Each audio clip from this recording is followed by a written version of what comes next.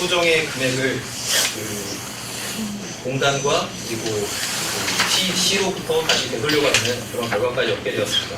그래서 잠시 보시면은 첫 번째는 1차적으로 이제 환수 처분이 이루어집니다. 그래서 입소정원 초과를 이유로 감산 청구 등을 했어야 되는데 이거를 안 하고 그 다음에 지급받았다는 내용으로 이제 환수 처분이나 그에 따른 이제 업무정지 처분이 내렸는데 제가 소송을 수행하면서 이게 보면은 현지조사의 가장 큰 문제점은 결국에는 그 공단에서 원하는 답변이 나올 때까지 계속 그 재차 질문을 하고 그리고 결국에는 그 요양보호사분들이 이게 절대로 뭐 형사 절차도 아니고 강제 수사도 아닌데 그 어떻게 보면 약간 공단의 상대로 해갖고 의뢰 위치에 있다고 생각으로 좀 부당하게 많은 진술을 해갖고 그거를 이제 종합해서 환수 처분이 내렸던 사안입니다. 그래서 제가 소송 수행하면서 이게 가장 중요하게 생각했던 점은 결국에는 이 소송에서는 두 가지 다툼이 있습니다. 그래서 처음에 현지조사 당시에 그러면 진술했던 거나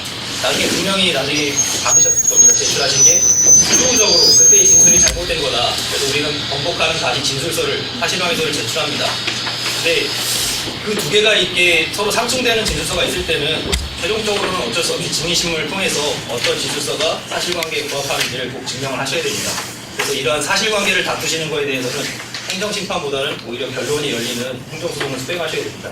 그래서 더욱 중요한 거는 우선 그때 진술했던 분들이 그 시설에 종사하시는 분들이기 때문에 어느 정도는 약간 이해관계가 서로 일치합니다. 그래서 저희가 처음에 현지조사에서 작성했던 사실조의 진술을 번복하기 위해서 그에 반대되는 진술을 제출해도 법원에서는 약간의 이러한 심증을 갖기 시작합니다. 그 나중에 시설을 위해서 너희들이 그냥 번복한 거 아니냐. 그래서 현지조사 당시에 썼던 그 진술서를 오히려 더 좀 신빙성 있게 보는 경향이 좀 있습니다. 그래서 저는 어떻게 했냐면 이렇게 증인 중에서도 어떤 시설과 무관한 분들, 그러니까 가장 대표적인 분들이 그 입소자 가족분들이시겠죠. 그래서 그분들을 증인신문을 통해서 여기에는 가장 객관적인 사람, 그래서 그분의 증언을 통해서 사실관계를 뒤집었던 그런 소송이었습니다. 그래서 최종적으로는 그 입소자 정원을 판단한 게 초과라고 판단한 게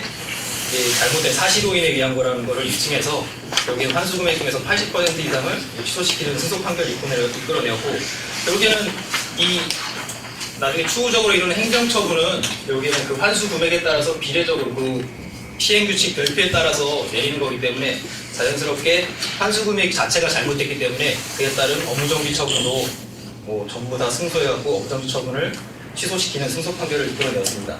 그래서 이렇게 돼서 저희는 이제 시설 종사하시는 분들도 그렇고 시설장님들도 이걸로 해갖고 모든 게 다 마무리된 줄 알았는데 그것도 이제 몇 달 뒤에 다시 시에서 행정처분 예정 통보가 나옵니다. 그래서 거기에 나왔던 게 뭐냐면은 저희가 처음 했을 때는 2013년 12월부터 결국에는 마지막 위반행위가 2014년인가 15년까지 14년 5월인가까지 이렇게 돼갖고 위반행위가 6달이고 부당 금액도 좀 많았죠.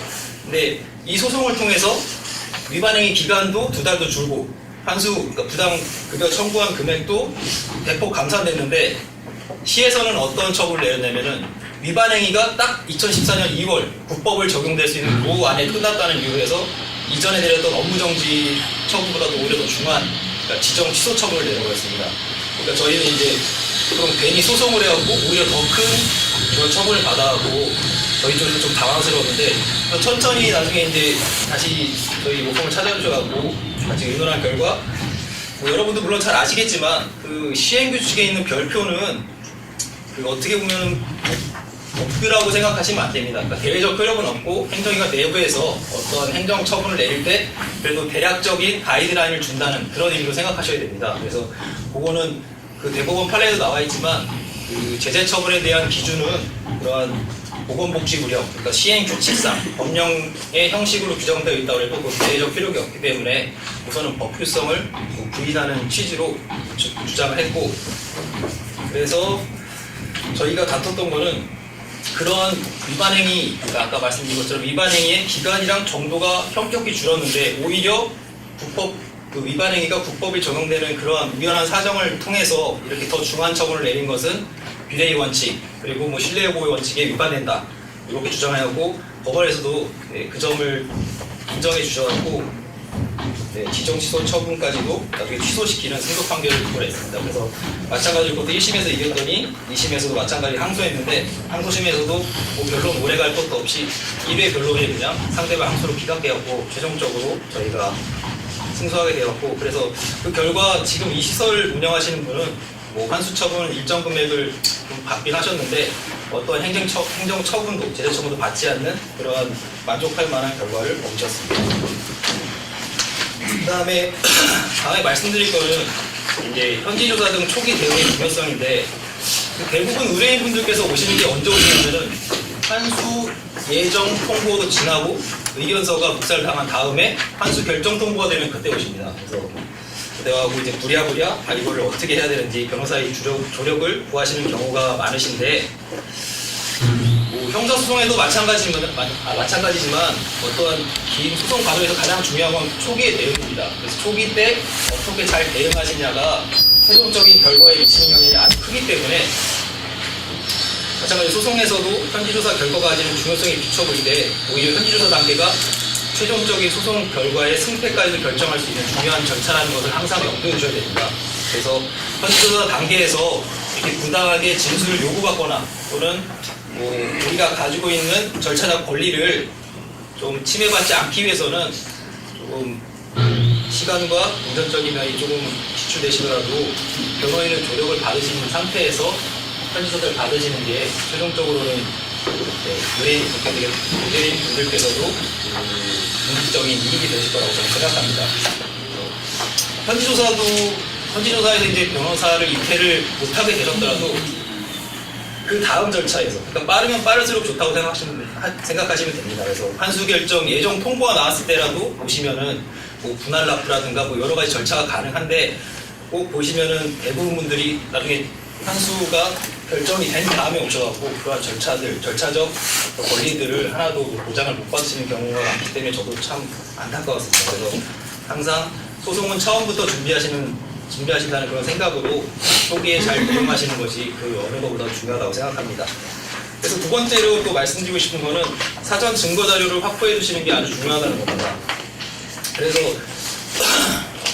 죄송합니다.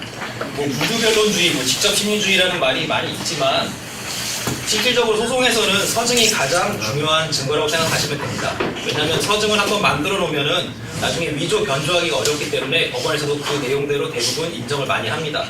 그래서 의뢰인분께서 가장 요즘에 많이 하시는 질문이 그러면 증인 세워갖고 그거 내가 잘못 쓴 거라든가 아니면 그 기재 내용과 다른 사실관계가 있다고 주장하면 안 되냐 이렇게 말씀하시는데 사람 말이라는 거는 어떤 동기, 그러니까 뭐 이해관계가 뭐 일치하다든가 그런 여러 가지 사정에 의해서 번복할 위험이 많기 때문에 법원에서는 증언 하나만으로 사실관계를 뒤집기는 어렵다고 생각하시면 됩니다. 그래서 사전적으로 어떤 행동을 하시더라도 모두 서류로 서증으로 만들어 두시는 게 중요한데 근데 대부분 시설에서는 보면은 이러한 서류 작성의 뭐 중요성을 물론 아시겠지만 바쁘시고 뭐 하기 때문에 조금 미비하게 하시는 경우도 많고 특히 보면 공단에 대해서 이제 질의응답을 하시는데 대부분 어떻게 하시냐면 전화통화로 해갖고 저희가 이러한 상황인데 대체 이거 어떻게 하면 됩니까? 그런 식으로 해갖고 대부분 답변을 받고 그 답변에 따라서 행동을 하실 겁니다.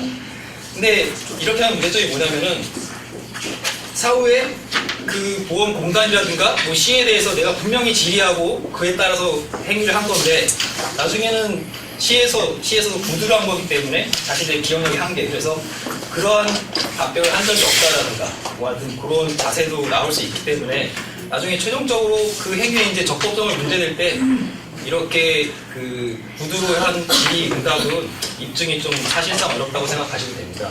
그래서 현지조사에 대한 이제 사전 증거자료 확보 차원에서라도 시설에서 운영하시는 분들은 뭐 간단한 연차 사용이라든가 아니면 근무 계획 일지 작성 뭐 이런 것들 모두 다 서면으로 남겨두시고 특히 공단이나 무슨 시에 대해서 유권적인 해석을 내려달라고 질의하실 때는 항상 뭐 내용증명 우편이나 내용증명 우편은 좀 불편하시니까 최소한 인터넷 질의하신 다음에 그에 대한 답변을 받았을 때 출력해 두셔갖고 나중에 서면화해 두시는 자료가 필요하다고 생각합니다.